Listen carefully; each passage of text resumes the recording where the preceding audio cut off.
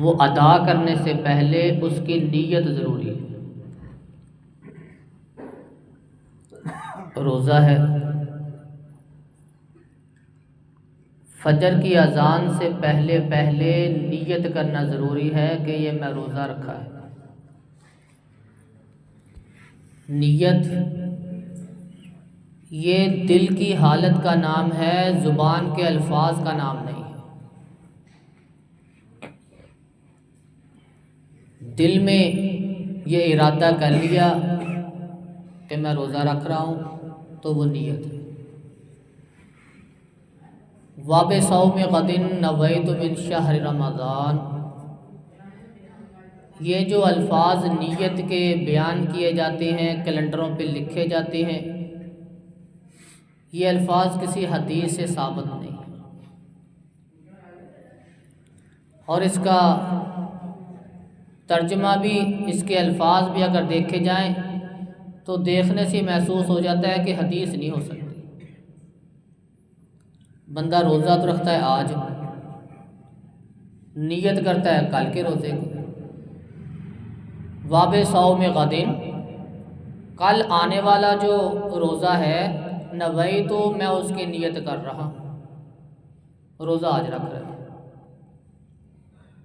الفاظ جو نیت کے لیے بیان کی جاتے ہیں وہ الفاظ کی نوعیت ہی صحیح نہیں ہے۔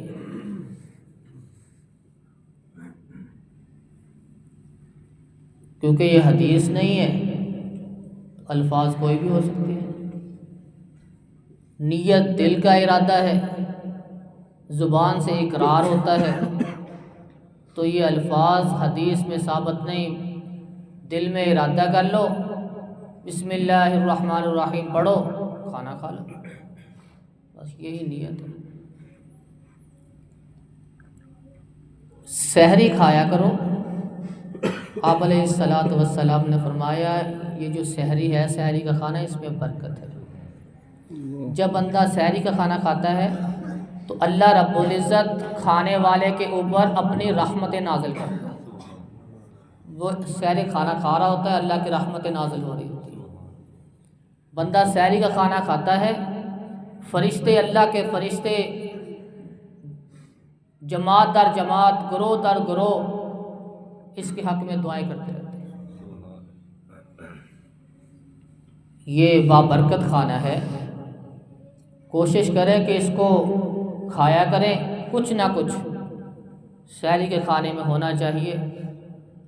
ہاں، نیت اگر کر لی ہے، مجبوری تھی، کوئی تکلیف تھی یا کوئی ایسی تھی، اگر وہ نہیں کھا سکا، اسے نیت کر کے روزہ رکھ لیا تو اس کا روزہ ہو جائے گا۔